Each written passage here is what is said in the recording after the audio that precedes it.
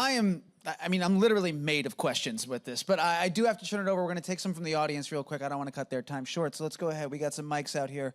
First one's going to be right here. Hi, how you guys doing today? My question to you is, what tips will you give to your audience that travel overseas that don't have the money to pay for plastic surgery here, and what recommendation would you give them? Because they're still going to go. So what recommendation would you give them to travel overseas? So you're talking about domestic people traveling from here to Mexico, for example. To Latin America, Medical maybe to tourism. Asia, medical tourism, You know, exactly. I know plenty of doctors in Mexico and actually South America, and I go to these medical meetings, and I know plenty of them. A lot of them are excellent surgeons, and the price is going to be better.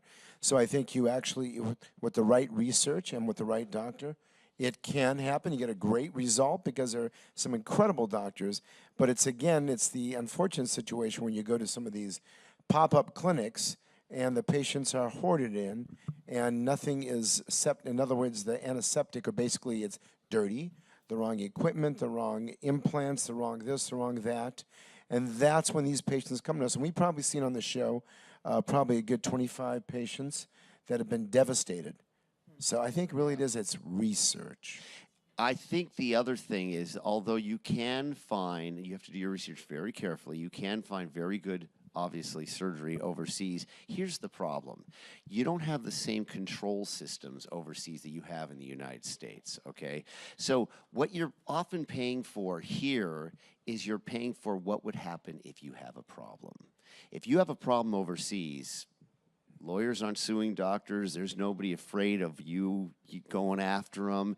The government doesn't have the same kind of controls they do on the medical system here. In this country, healthcare is by far and away the most regulated industry in the United States. We had a patient, sorry to interrupt you, but we had a patient who had something done in Mexico. She got an infection because they told her to take a shower, and she had breast surgery or stomach surgery, abdominal. And again, there's microorganisms and bacteria in the water. She got immediately infected, got what we call gangrene of certain areas. Then she had to go back to the United States, and she was admitted to the hospital first in Mexico, which didn't do much except some antibiotics.